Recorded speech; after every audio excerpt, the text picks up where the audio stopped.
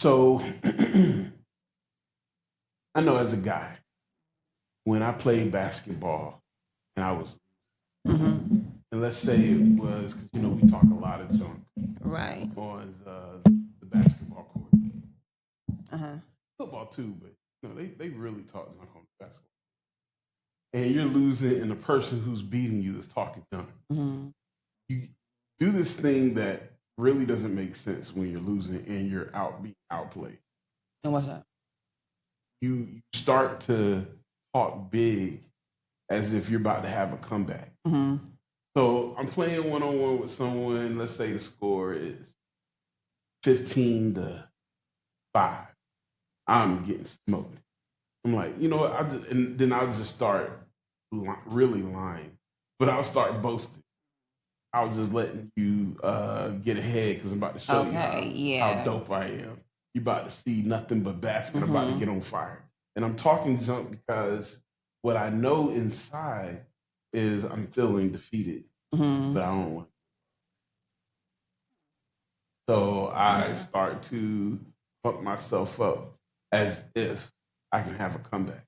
Now I've seen it. We all know about the great comeback stories. Mm-hmm.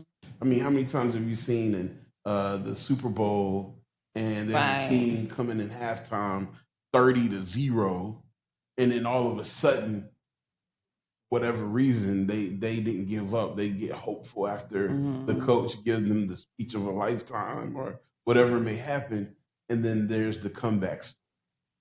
All comeback stories are engulfed with someone becoming hopeful in a despaired type moment.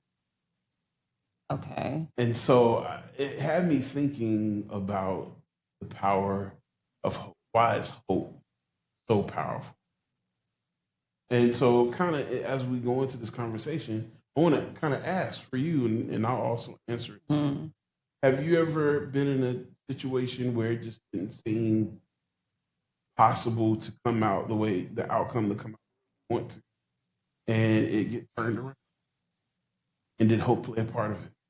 So I honestly can't think of one off the top of my head. So, and that is a situation where I was, like you just said, I did not feel like or did not look like it was going to work out the way I wanted to, but I was just being very hopeful. Well, I don't have those. Are Like, you pessimistic? I'm incredibly pessimistic. But Right. then I think even more than that, I'm just a realist. I think Yeah. so, and maybe my pessimism is rooted in like a defense mechanism. It's like if it doesn't work out, I'm okay. That sort Right. of thing. So yeah, because of those things, I can't say I've been So there. I've always been curious about pessimistic. I Okay. know a few who they may say I'm being real, but a lot Mm-hmm. of times they're very I don't want to use the word cynical. I am incredibly cynical, so I'm okay with that Okay, word. okay, so they'll Yeah. be cynical towards life. Everything is, you know, I don't expect much, Mm-hmm. but I'm gonna keep fighting because Mm-hmm. even though I'm gonna keep fighting, I don't expect, Yeah. because life is always gonna come at you Life gon' half life, as we say. Yeah. right. Mm-hmm. And so, how does that? How do you become successful with that mind frame? How So, do you keep from exploding, self? and that's honestly the question that I wonder from optimists, because hopeful people. Because, like, for me, how do I keep from exploding? It's because I'm accepting the reality of things. So it's like I don't have a whole lot of Mm, expectations versus, accepting. yeah, hopeful optimist people where, like you just said, you can look at the situation and be like, this is not going to work out for me. I'm going to be hopeful. And then when it doesn't work out, you're ready to fall apart. Like, I don't have that. So when I think of like losing a loved one, Mm-hmm. I think of someone who is a pessimist will say, "People die. That's the reality. I'm People gonna do die. die. We all gonna die. Yes. It is what it is. It'll happen." But if there are people that then I start looking around Mm-hmm. and I'm looking at people that I love and I'm like, they may leave. Yeah. That can be scary. Like that can cause me to shell up, not Uh-huh. not be so loving, maybe not give so much of myself. Keep me guarded. I could Okay. imagine myself going inward and protecting myself Mm-hmm. because I'm afraid to enjoy what may take it. And that's so interesting to me because I am on the other side of that, which is because I know this thing is going to be taken away from me. Death is the only thing that is guaranteed. Let me enjoy it while I have Ah, it. I like it. So yeah, it's a Ooh, totally different so approach. no matter what, it really does boil down to a mindset Correct. of how you're going to respond to the reality that's in front of you. Whether Mm-hmm. you created a positive reality or a realistic reality, Right. even a negative reality. Right. Are you going to let that reality hurt you, Mm-hmm. build you up, or slow you down? Correct. I know like one of the things that people often have asked me in my lifetime is like about regrets. You know, like, do you have any regrets? You know, things that you've decided you've done whatever in your life. Of course, I've made mistakes, but I don't have regrets. And like when I say that, people are like, "How not?" You know, and I'm like, because like every situation taught me something, bruh. Like if it wasn't Yeah. for those stupid decisions, even, you know, like those major mistakes, man, I wouldn't have all this wisdom that I got today. So it's like, nah, I don't have regrets. So when you say it's a mindset, it 100% is. Right. So what You know, happens when you travel into the unknown? I So love it.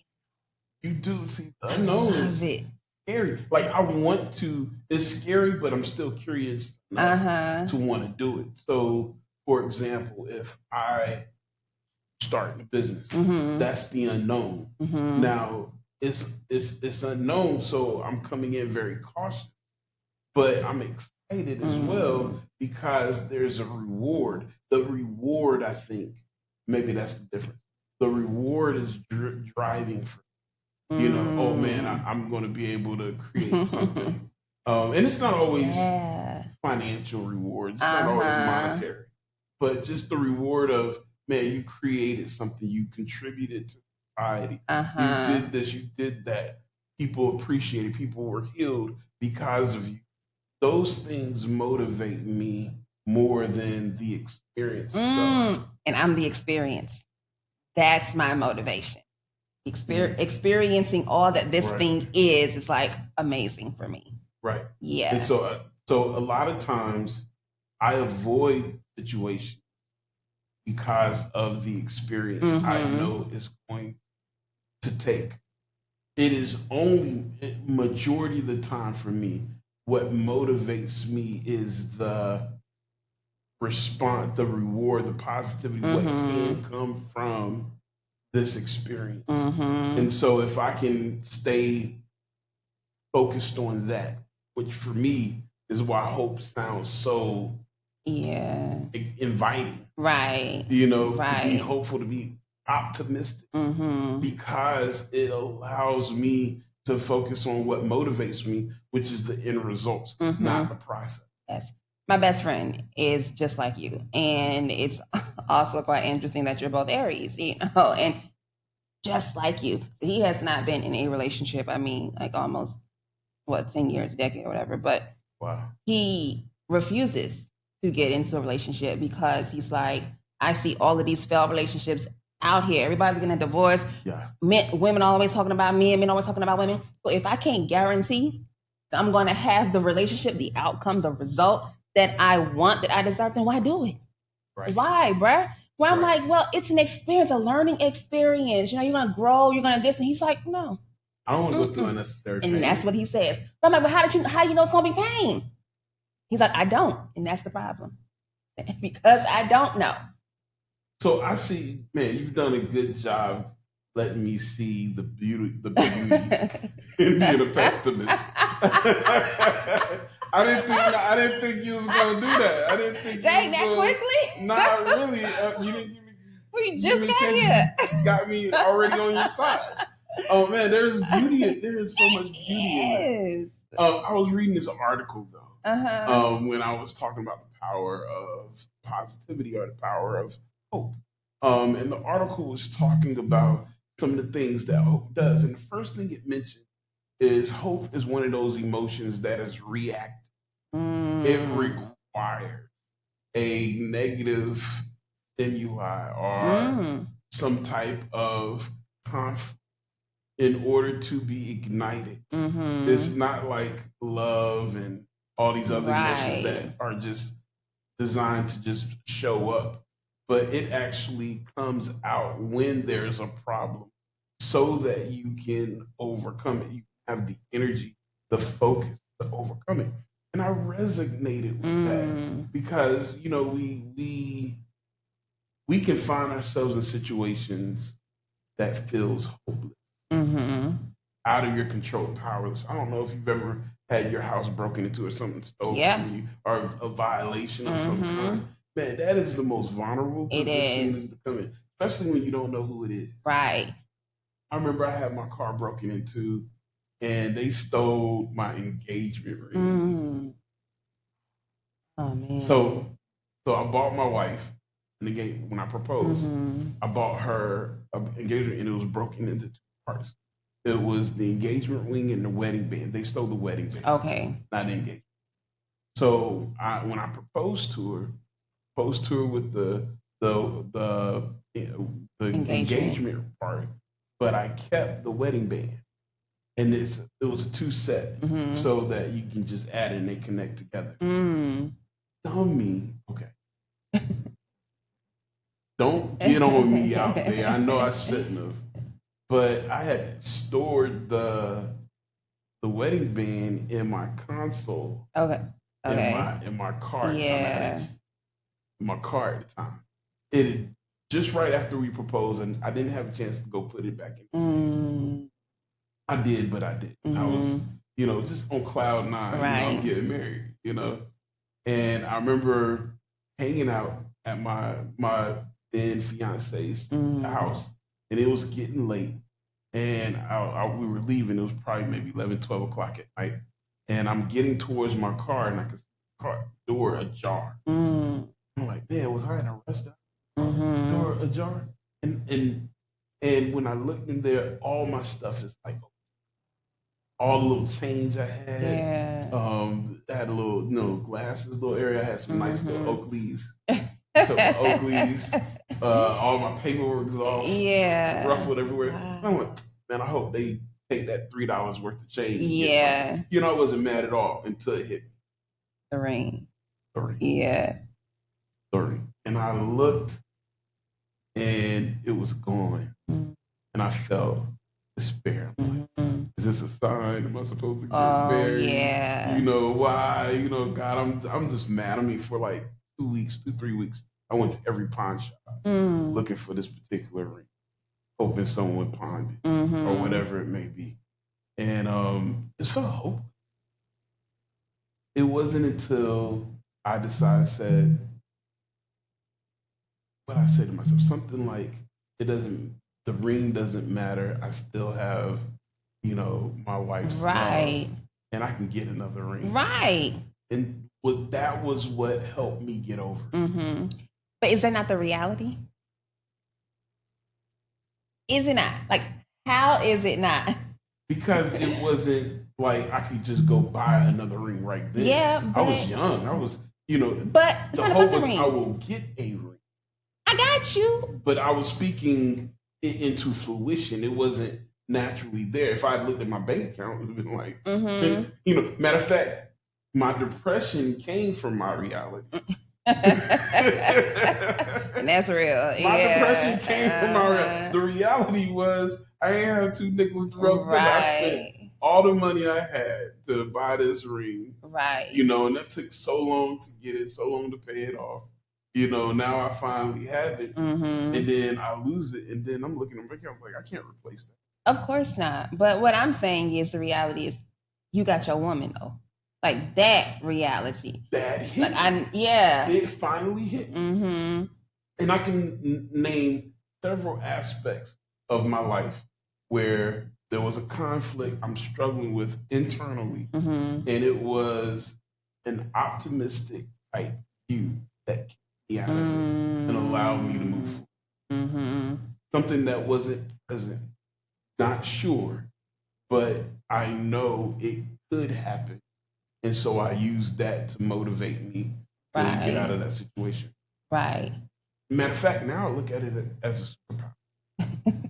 I'm very careful about what I say out loud. Mm. Very careful. Mm-hmm. Because And every why? time I say something out loud, I want to do something, it happens. Okay. It Oh. happens. So I'm real careful now. I know that Mm-hmm. sounds crazy, but It don't. I'm It's real careful now about what I yeah. say because now I'm so motivated and I'm so optimistic and hopeful about the Mm-hmm. future that anything I start talking about, I feel like Right. but that's not the life of a pessimist, is it? It's I don't maybe not normal. I'll say quote unquote pessimist because I'm like ain't nothing you can tell me I can't do. I don't know if that's just a Jessica thing or what, but yeah, I can't do everything. I accept though that there are going to be boundaries. I accept that there may even be no's, but that no for me is like well, it's no for right now. Like Right. that don't mean nothing. Like if this is what I want to do, this is what I'm gonna do. So I don't know. I think perhaps pessimists or pessimistic people get like a bad rap. Yeah. We are thought of as just highly negative. You just see the negativity and everything, and that's BS. That's not true. What I think, at least for me, I see when I'm going to coin the real, in everything. Yes, I am going to go ahead. Go ahead. I want to ask you a question Yeah. on that. Has you ever seen those little episodes of when being real goes wrong? Have you ever? I've have heard you of that, but I don't think I've seen it. Like, what happens in it? So it's usually skits. Dave Okay. Chappelle does one where it's like when keeping it real goes wrong, and he's like telling his boss how he truly feels, and he ends up getting fired. Well, I went through that. Yes, I actually went through that. Told my boss I ain't one of her children, so she ain't gonna talk to me like that, right? And Right. it ended up getting terminated. Yep. So my question then is: have you ever, in thinking just it is what it is, jumped the gun or come at something in a way that made you lose out when you may have not lose? Yes. Yes. Okay. But it doesn't hit me. It don't register to me the same way that I think it will somebody like you. Like even with that little scenario that I just told you about me telling my boss that and me getting terminated, I would do it again. That's the thing. Like for me, like what you're not gonna do is talk to me crazy. And so I guess like me advocating for myself is way bigger than the outcome, of that. So yeah, I have that. Okay, so this is going to probably be a hard conversation because I have people in my life that are pessimists. Okay. And they are very hard to meet. How so? Maybe go personal. No, don't. Okay, I'm just giving general stuff. I'm trying not to. Okay. So, there's sometimes people get in their feelings because they think they know what's something. Yeah. They see it and they think they know what it is, but they really don't. Like, I'm not even thinking that way. I'll give you a good example. Okay. I had a friend, and I learned something from this, by the way. But I had a friend. So, when I go to church, when I'm done with church, I'm headed home. I'm tunnel vision towards my car. I know where my car is. I know the fastest path to my car. Not because I don't like people. Not because I don't like my church members. But I want to hear them get home and rest. Yeah. Because that's what this is supposed to be, a day of rest. And being at church can be work sometimes. But yeah, so I'm that type of person who beelines to the car. There was this one particular friend I had who we were just becoming friends. We would go over to each other's houses. Our families were really cool and so forth. And so after church, he's looking, you have people just hang out in the hallway, right, greeting everybody. He's one of those type people. So he's in the hallway and, he sees me. I see him. I barely see him. I'm beelining. But I see him, I stop, I speak, and I keep pushing. Yeah. Because, I'm ready to go. Right. And so he texts me like after church one day. And he's like, yo, did I do something wrong?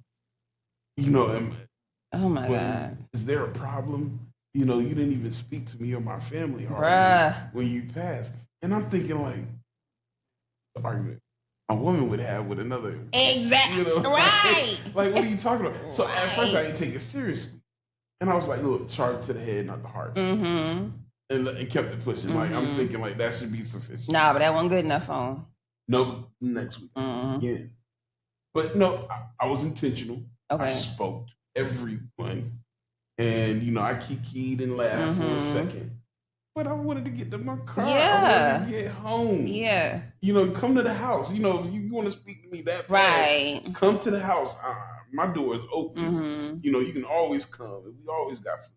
Come to the house. If I know you, don't show up. I'll be finding my address. You said I was lying about. Yeah. No, but yeah. I'm like, come to the house if you want to talk to me that bad. Mm-hmm. But when I want to hurry up and get Mm-hmm. where I'm going. Text me again. I don't know if we can. Oh my God. Goodbye. Goodbye then. Cause yeah, you get on my nerves. Yeah. See, okay, so that's the pessimistic side. No, that's not pessimistic. You like goodbye. That is Me, ridiculous. But so from my point of view, I'm like, I don't want to hurt. I want to make sure I didn't hurt this for real, because obviously this is important to him. So let me figure out what I did wrong. And so I spoke. I communicated. I said, listen, yo, forgive me, man. I didn't see what I did as problematic as much as you are making it right now. I apologize, but help me understand why this is such a problem for you. And he did. He says, listen, I spend all week with a certain group of people that I don't like, and they don't like me, but I have to tolerate them. I look forward to this time because I get to kick it with people that I like and care about. And you don't know how much I look forward to seeing my friends. And I consider you a friend. I had to sit with that because I understood where he was coming from. You got to understand, for him, in his optimistic mindset, he can deal with his because his weekends are going to be positive. Yeah. So when those expectations are not met, even though you know he didn't communicate, And that's my problem. Right. Right there. Even though he didn't communicate that the importance to me, you To know, him. maybe he felt like he did, but he did not know what I could understand. But I can understand why it was so important. Okay, then I'll just be a pessimist then, because no, I don't. But I mean, I understand it principally. I do not understand his response. No, I do not. Right, because you would have been like, "Hey, no, not even. So what I would have done is I would have reached out to you to have a conversation, perhaps, Right. but just jump into, oh, we can't be friends because I didn't spend enough time kikiing with you this time. Like, bro, like that's a major leap. You didn't have to go there just because you're looking forward to this camaraderie on the weekend. Like, nah, bro, don't get to have expectations of us that you do not communicate to me, but then you want to decide when your expectations are not met that, oh, we can't be friends. so Miss me. now I'm seeing hope as a two-edged sword How? because sometimes hope can get you Okay, because how? with him, hoping that you're someone before you initially had a conversation or an agreement, hoping that this person was going to meet your needs, and Your uncommunicated needs. and, Yeah. and when they don't, you're left with what? Whew, that's a big one. Like, I mean, yeah, I hope to set you up for failure it if can. if it's not what rational or realistic. That's what it feels like. Yeah, like if it's irrational, it Yeah. can. So I was reading this article from Psychology Today, and it talked about how to spot false hope. Now I need to break down what false hope is. Okay, so yeah, so and brought me to this. I thought it was kind of dope. So false hope is to be rational. Okay. With where you're hoping, with what you're hoping in. So you don't have any markers and you use that word markers, but you Mhm. don't have any uh, signs that what you're hoping for is going to happen. It's almost like thinking I'm going to be a millionaire because some prince I wish in it to be. some Mm. prince in Egypt said Yeah. that you are their family member and you got an Right. inheritance. That's a false sense of hope. Okay. It's a desperate that Mm-hmm. we'll hold on to that causes us to become desperate and irrational. Mm-hmm. And I think we have to be careful with that because hope can be very powerful, Mm. but it also, if it becomes irrational.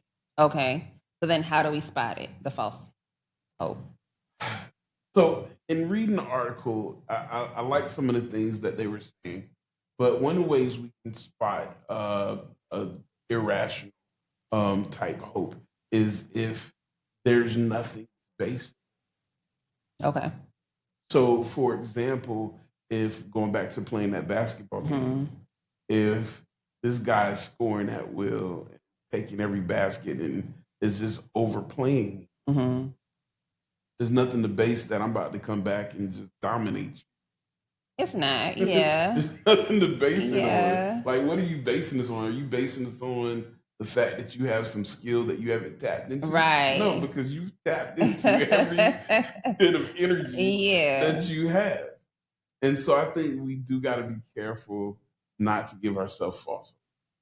But I think I don't know. I feel like everything is nuanced, right? It's like even with the basketball illustration, I don't think I've ever really thought about guys, who are trash talking because they down, as like they really got hope that they gonna win. I don't interpret it that way. I just interpret it as I'm trying to get in your head. If I Yeah. can't win, then this is what I'm gonna do, Yeah, I would and do it's anything. like, yeah. So, but see, that would be false. So now you're purposely doing something, hoping that knowing that it can affect someone's game. Got you. Okay. Now that I know it can affect your game, so that's different. Mm-hmm. So some people use it as a tool because they know Mm-hmm. that tool works. Right. But then there's somebody, like me, who's just like, man, I'm hoping for a miracle. Yeah. So let's talk.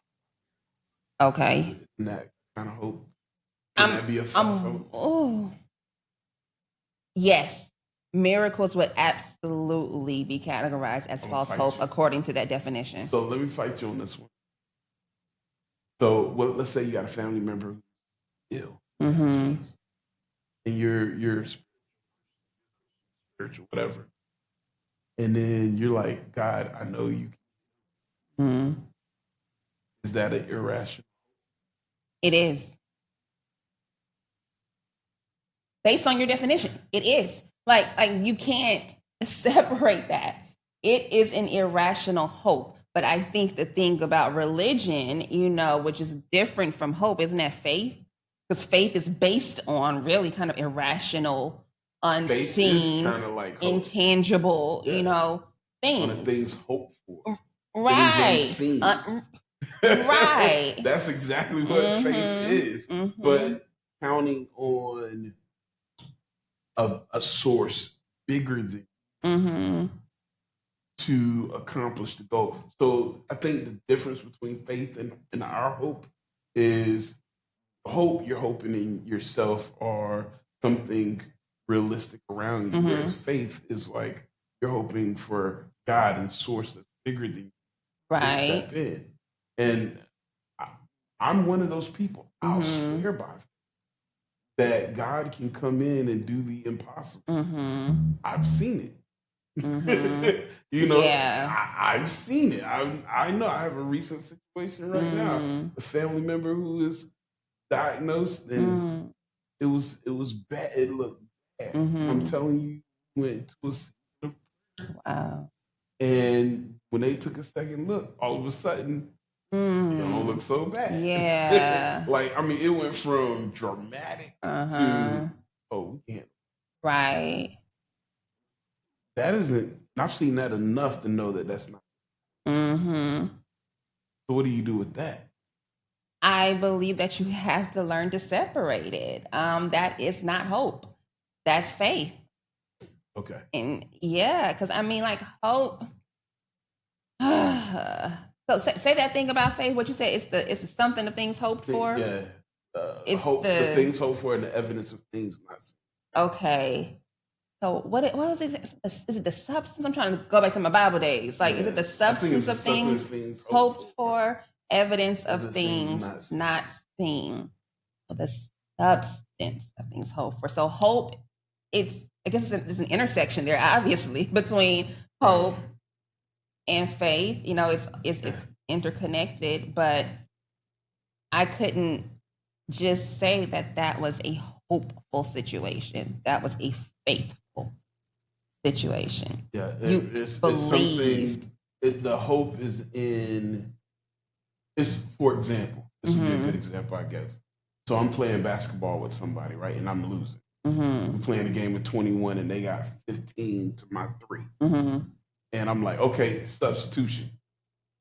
And I called Michael Jordan in his early days. And now I have faith Right. in Michael Jordan You do. that he's going to go from 3-21 before the guy I'm playing can get to him. Right. So I think that's kind of what it is. See, faith is like, Oh, I don't. Okay, I can get real technical many times, but with that Michael Jordan example, I hear that a little differently than faith because it is based on evidence. Like your confidence in Michael's ability to help you win is based on his history. You've seen what he could do. Now, if you didn't know MJ for MJ, and let him sub in, would you be as hopeful, faithful, cocky? I mean, like, I don't know. But I mean, if you think about people's perception of God, they think they believe they have enough evidence to know they agree. You think about the stories in the Bible, like, man, if he, you know, take Jonah and put Jonah in the well, or create the universe in 6 days, or do all these miracles, then it's not an issue. So then, where do we draw the line between hope and faith? Then, outside of, say, what I'll call just like more spiritually charged things, such as the health of a loved one, something like that. So, if we're just dealing with, I don't know, just regular life circumstances. That's a good question because, oh man, it's so tough. Because what happens when you're like, okay, I'm going to believe you, God, that you're going to save my family member, and they still die. What happens then? What you do with that, right? What do you do with that?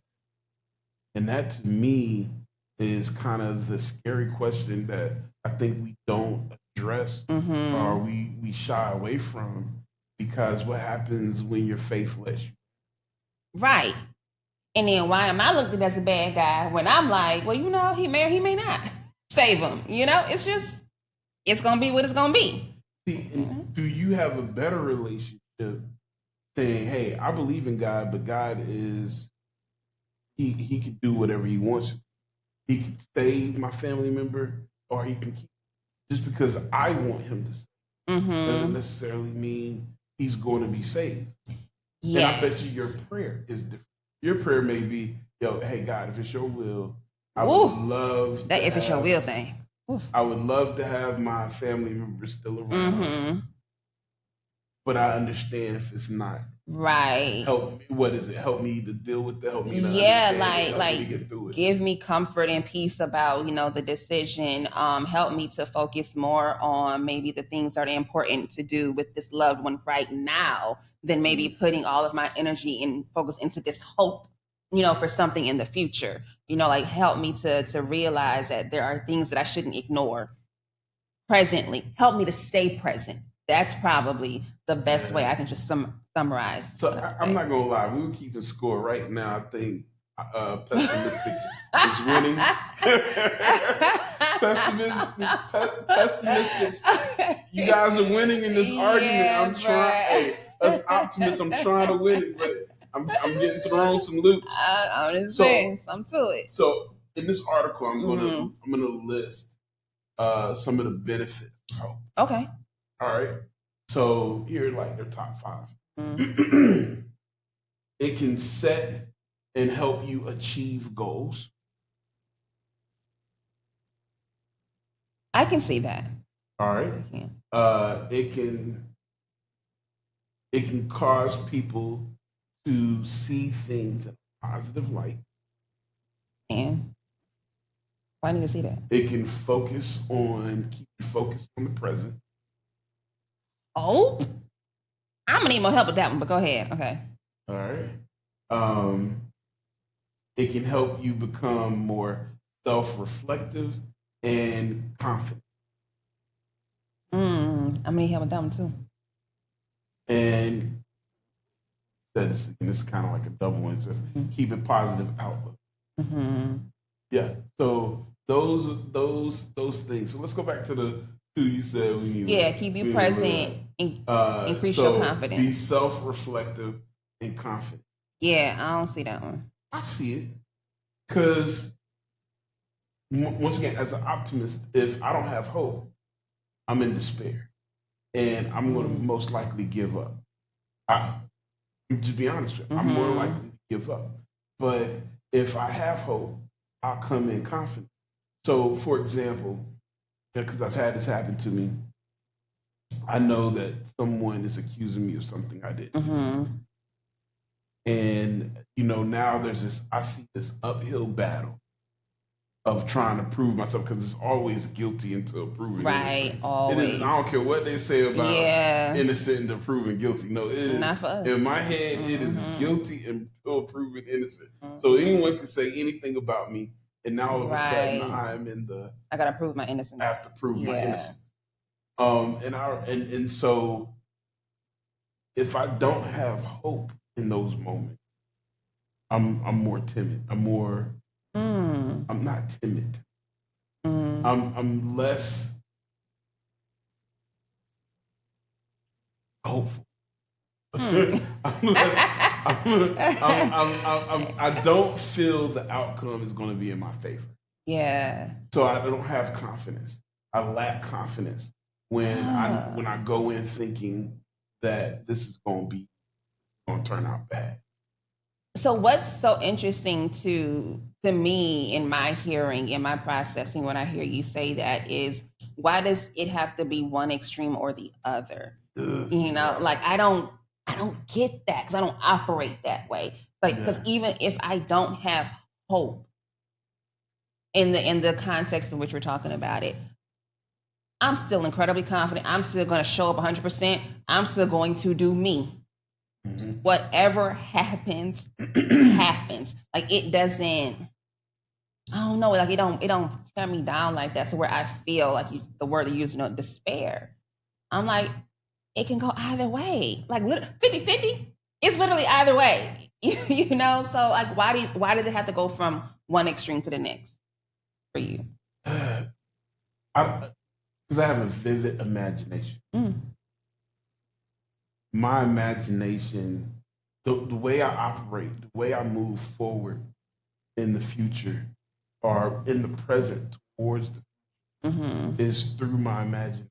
Okay. If I can see it, I can accomplish. I know what I want. So when I'm talking about, if I'm creating something, I'm always creating something. I'm creating these groups for the summertime right now. And these groups, the reason I'm willing to do it because I can see how they're going to go. I can imagine how it's going to be helpful. I can imagine how beneficial it's going to be. Now, does it always turn out the way? Yeah. Not at all.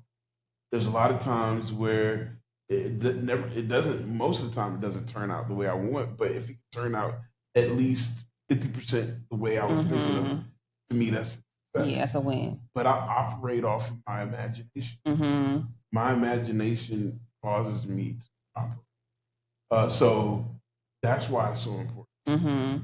So your imagination causes you to operate, or it motivates you.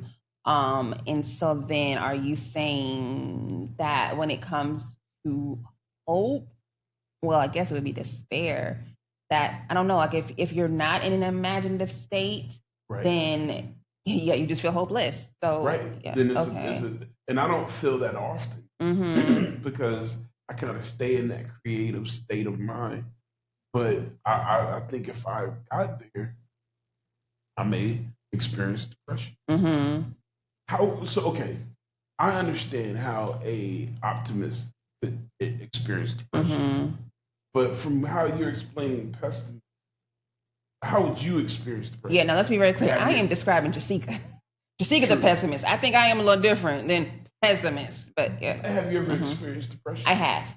I have. What could let you, if you're a realist, Mm-hmm. if you look Mm-hmm. at everything as just real, then how can you? Right, right. And I've probably only experienced it once, but for that reason. But when I did, it was me being like incredibly hard on myself. Like, how did I not see that? How did I miss that? You just see like you? And like, see, this is what happens. You got too hopeful. Okay. That's what I'll tell myself when I'm in that Oh. depressed state. Yeah, you got too hopeful. You know better than to be at. And you know what's so funny? What's If I that? got depressed, I'd probably say you got too pessimistic. You got too negative. You got too real. Yes. You got too close to reality. Mm-hmm. Go back to your creative state. Yeah. Yeah. Man, that is so funny. Isn't it? How we we ebb are. and flow Yes. as different people. Mm-hmm. Okay, so if I was to do a depression and anxiety, Mm-hmm. which I am, by the way, starting June 20th, Oh, what's up? for those, it's going to be completely online. So a lot of people can join. You can register. I'll put the flyers up for the groups I'm doing at the Good job. episode. So stay to the end. You'll get those flyers. But if I was doing a depression and anxiety group, and I was trying to talk to pessimists and optimists, how would I tell them to overcome their depression, or their anxiety, being that they're going to look at it different? Oh, that's such a good question. That's such a great question.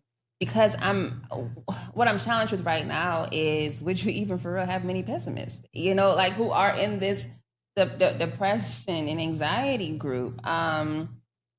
Oh, as a true pessimist, how could we get out of depression? What could you tell us? Damn, maybe that. I don't know. 'Cause I don't want to. Again, I'm very different. I don't want to say something and it's like, hell no, that won't work for me, But like for me, something like working harder, is Work hard. helps me to get out of that little funk. Because that's how I analyze it. That like I said, it's a me thing. I missed something. I did not assess this properly. So when the advice for me is, well, you got to consider all of your avenues next time. Just something like that. You know what? Okay, I'm a very rational, analytical person. So I like that, rational versus irrational. Mm-hmm. So maybe one step that could be beneficial, especially to a pessimistic and an optimistic person, is let's look at what's rational, what's irrational. Does really everybody hate you? Right. Everyone out to get you. Yeah. Did you? Oh, would you? That statement, is it really that everybody hates you? I think that would come more from a pessimist than an optimist. Which do you think? I think it can go both ways. Really? Because think about it like this: from an optimistic point of view, you're like, nah, of course people love me. And a pessimistic view would be, of course not everybody hates you. We still come to the same conclusion, just a different way of looking at it. I'm like, of course there's people that love me. And you're like, of course not everybody's going to hate me. I got to be somebody's cup of tea. Right. Right. So what you're saying is for the optimists, they are more inclined to focus on and accept, obviously, how many people there are that support, love, side with them, and they dismiss perhaps the idea, the notion that there actually are the reality people that don't like you, people such as myself, pessimists. I accept right that There's a ton of people who don't care for me. Right. And that's okay. And it's because the ones it's that all do good. roll with me. Right. I know Okay. who roll with me. Okay. All I need Yeah. is I saw this guy. I heard this guy one time. He's like, man, I'd rather have 3 friends that will go to war with You see what I'm saying? than Right. have a bunch of people who like me. Yep. Whereas an optimist was like, look at their Facebook post like, man, I got 15,000 friends. So y'all focus on the quantity and we on the quality. So it's balance. Yeah. It's balance. It's we need to find a middle ground. Yes. We can't be so realistic that everything has to be hardcore black. Mm-hmm. And we can't be so optimistic that we lose reality. We have to stay balanced. So if I was to deal with someone who's dealing with anxiety, the first thing I would want to know is, are you balanced in your view of life right now? Mm-hmm. Or have you become imbalanced? Because I can almost guarantee, and I've dealt with a lot of people who have anxiety and depression. The reason we put those together because they go hand in hand. Life is out of balance. I think it's most people, and they have no clue of it. They'll tell you, "Oh yeah, no, I get, I'm aware. Yeah, I'm totally, I'm right where I need to be." Life is out of balance. Then the more you talk to them, you're like, "Nah, bro. Nah, that scale is tilted." Nah. You trying to put a round circle in a square hole, right? Right. That it's not gonna work. And I think that's what happens when we get into that conflict, and then you feel hopeless. You feel like everything is gonna fall apart. Right. What about? And I think the way you frame it, because I don't even want to say pessimistic. It sounds like such a negative connotation. Yes. But the way you frame it, realistic.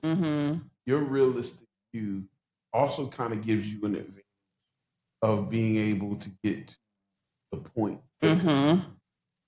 I'll stay around I'll go around the whole merry-go-round. Right. Looking for getting on my nerves. All my access points. Yes. When you're like, hey. Like, bruh. You don't see that rock stopping in the middle around. You don't have to observe the whole thing. Yes. We grab the rock and the merry-go-round so we can get back to having fun. I think that there's a benefit in that, just being able to get to the point. But there's also a benefit from understanding how.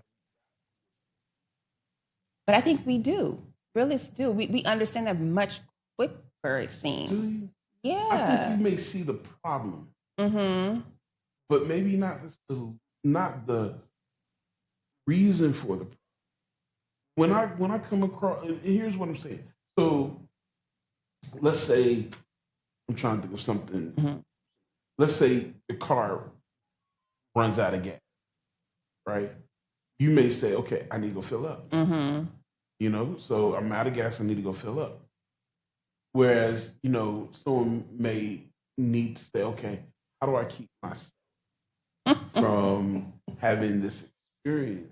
What do I need to do? Do I need to create a team? Do I need to y'all would irritate me. A credit card in my, gas card, just gas. We gotta do all that right now. We gotta go through all of that right now. That's what you tell me. Optimists do. That's what I'm saying. Y'all would irritate me. But there's benefits in that. How? Because I done already figured out what I needed to do when I learned that. Oh, I ain't got no gas. Okay. Well, let me ask you. And I don't know if you're based on your experience. I'm assuming some optimistic. Who repeats the problem more? Them. The optimists. Okay, give me your argument. Why? Why do you think they? Because in my opinion, I repeat it less. Really?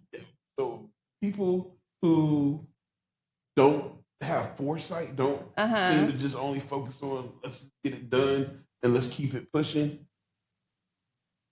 find themselves, to me, back in that situation a lot more.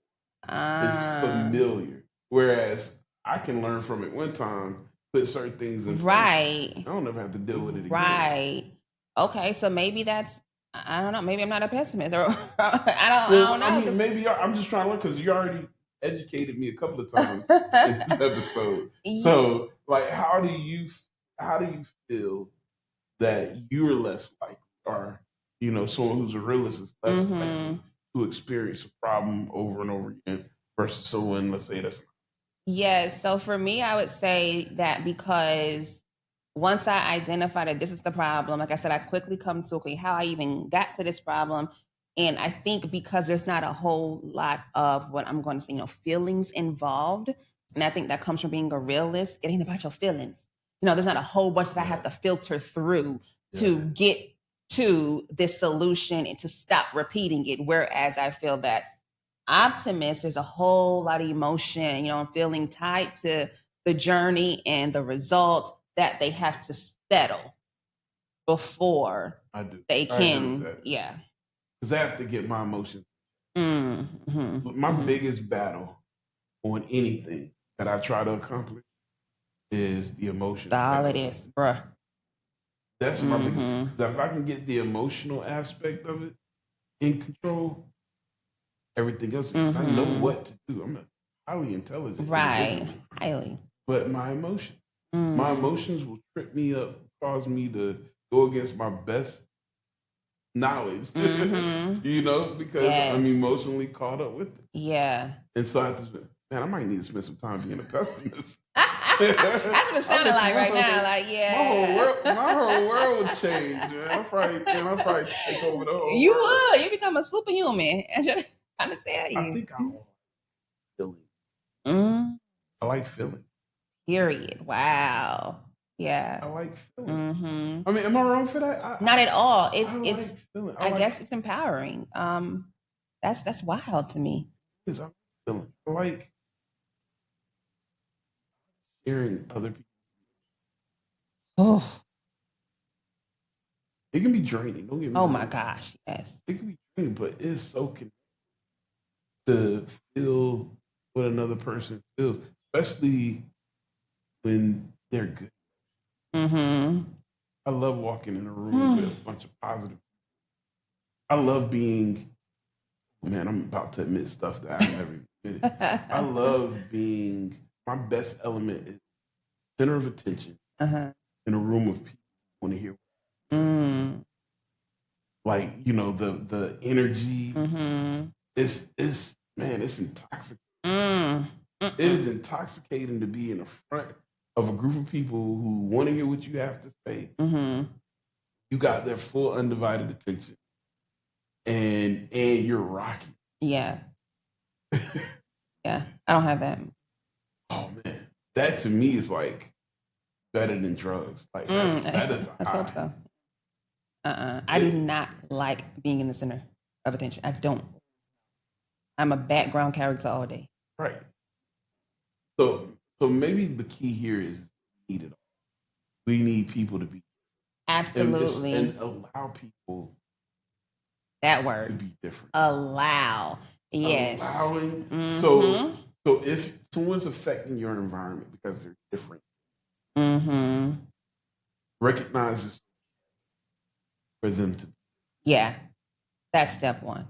Yeah. And I know this works because even with my relationship, my girls are getting older.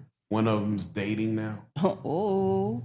Now I had to grab the phone. Oh, snap. How you handle that? But what I'm learning, because they come to me, they look for my opinion and stuff, I'm learning to make them feel like it's okay for them to be on this journey. Like, it's okay that you're dating. Let's just do it right. Right. Not, because when I was growing up, the old folks, you're dating, oh, watch out for this. Don't do that. Don't do this.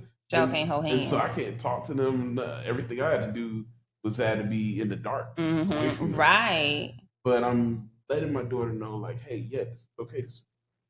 It's a wonderful thing that you're having this experience. Let's do it right. I'm finna really mess you up. Okay. As the realist, pessimist, that I am. So then, have you reconciled that even though this is where you and your dating daughter are, you have this open relationship and she's coming to you, that there are still going to be things that she's going to do in the dark? Have you accepted that? So I have. Okay.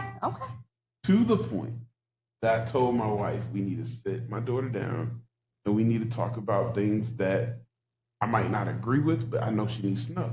Like, for example, sex. Yes, 100%. Like, in my opinion, you ain't having sex until Right. you 50 years Right. old. Okay, and I'm gone. So yeah, I need to be dead and gone, and then maybe yes. Yeah. I don't want to know about it. Yeah. You know, but if I'm going to be balanced, Mm-hmm. I need to talk to. I don't want her thinking or not to know that she needs to do this or that it's so taboo that she can't be prepared. I want my daughter to be prepared, and I'm still saying, hey, I don't want you to do this, but if you find yourself doing it, for sure, protect yourself. Absolutely. Okay. Protect yourself.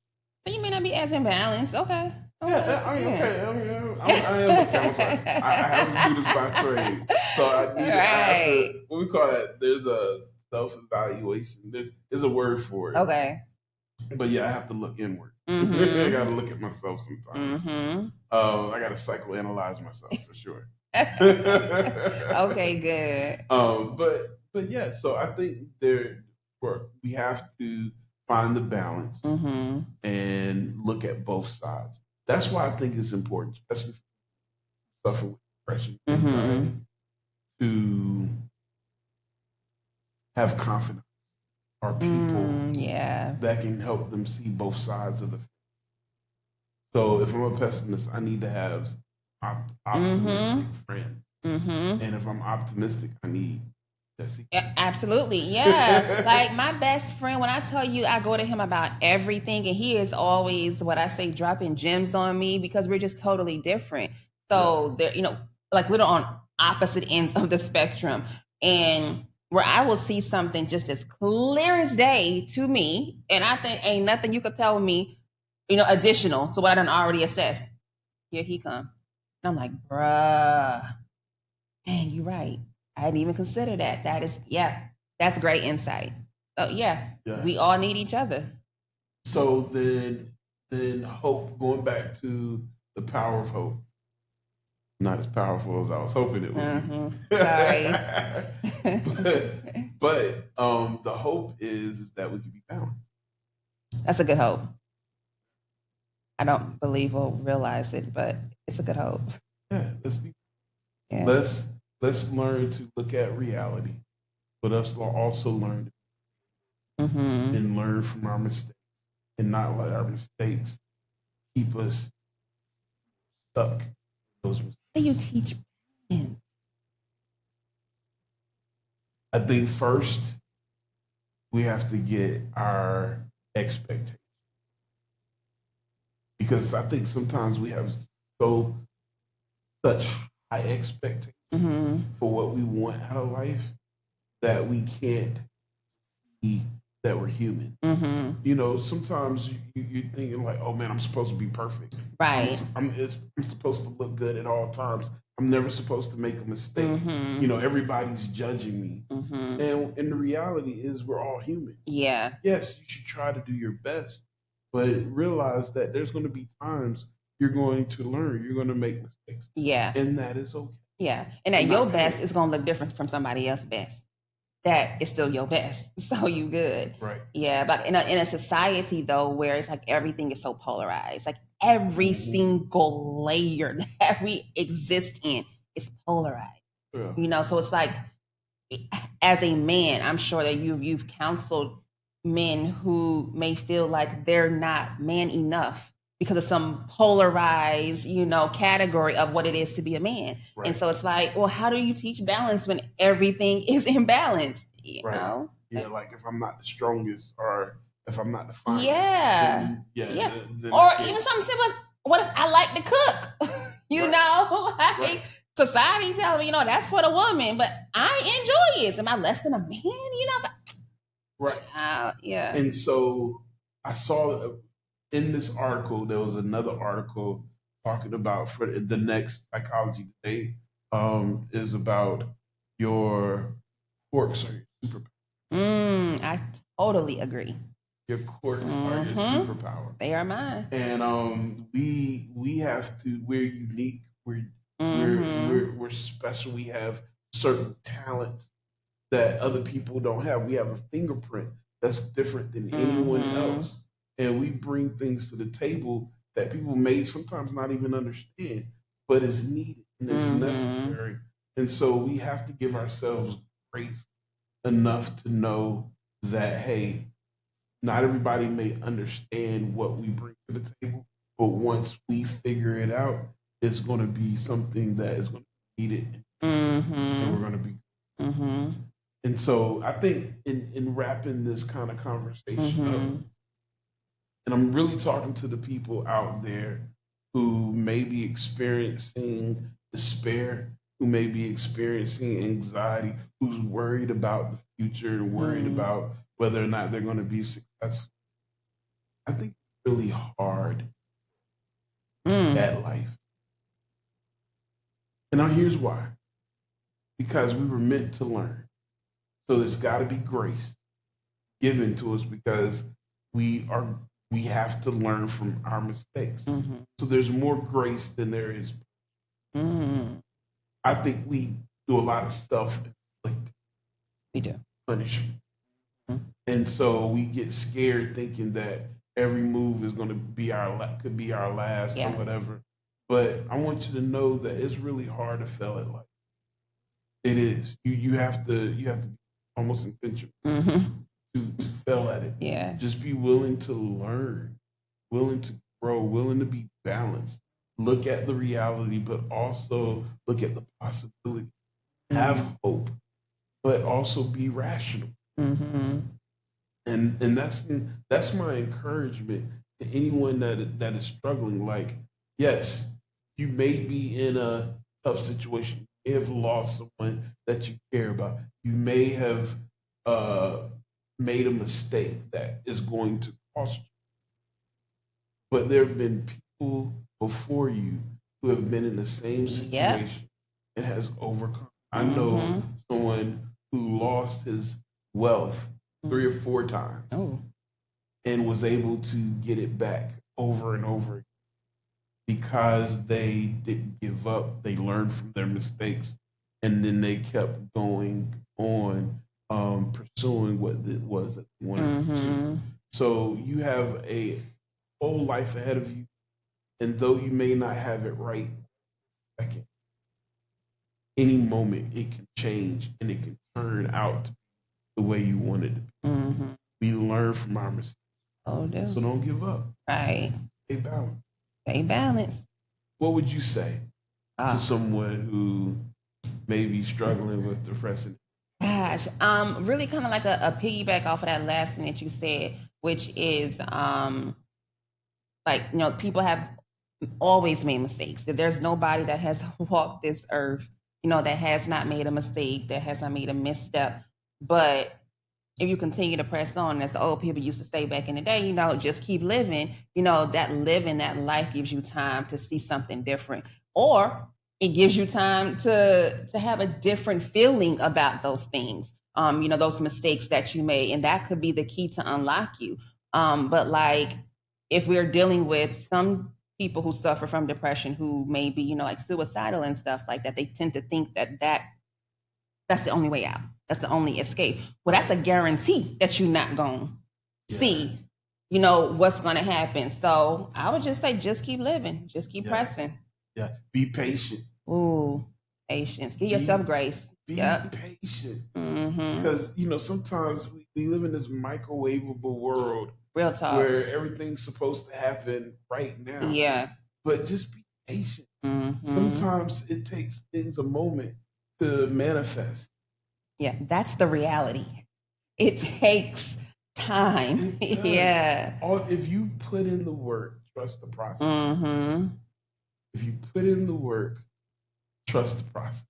Stop letting social media mess y'all up. Yes. Yeah. That stuff ain't real. It is not. That stuff. Yo, if I turn this camera around, you're gonna see nothing but cords. You'll see cords going up the wall, cords all over the floor, cords behind us, cords beneath us. Man, you know, there's a lot that makes this moment, this space looks good. But there is, you know, there's the work behind the scenes. That work. Yep. You know, it's like that famous story about the duck who is gliding across the water, and the kid talks to their parent. And it was like, man, I want to be as graceful as a duck. See how smooth they move across the water. And parent was like, yeah, but you don't see the work on underneath. Oh, I like he that. was like, stick your head underwater and look at the ducks. Mm. And the ducks moving 100 Yeah. miles a minute. He was like, if you want that kind of grace, you want to look that graceful, you have to put in the work to get to that place. And so don't look for shortcuts. Yeah, there are none. Don't look for Let's be shortcuts. real. Yeah.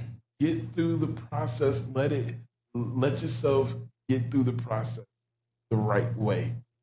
Don't look for shortcuts. Be patient. It will happen. Time heals. It does. All wounds. Oh, it does. I don't care what nobody says in this moment. It may feel like it will never heal, never go away. It's only temporary. But it is temporary. Time heals all wounds. So, be patient. Let it work itself out. And the last thing I'll say on the last quote I'll give you comes from a Bible verse. Weeping may endure for a night. But joy comes in the morning. I'm telling you, man, another day can bring a whole new perspective. There have been times I've went to bed thinking one way, and after a good night rest, totally different. Yeah. All right. I hope that encourages someone. Thank you for listening, subscribing, watching our podcast. I will show those flyers at the end of this, and 20 June. Okay. Yeah, we'll keep it going. All right. Once again, thanks. Yeah. This was good. Good show. Good. So, okay.